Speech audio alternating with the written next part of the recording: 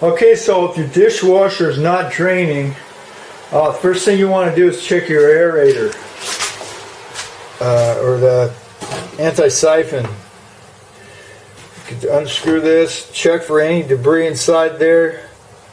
Make sure it's clean in there and flows freely.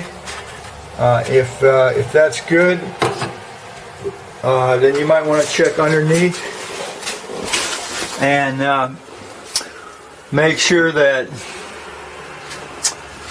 this pipe here coming from the dishwasher is not clogged up, and this pipe here that goes from the aerator to the disposal or the drain is not plugged up.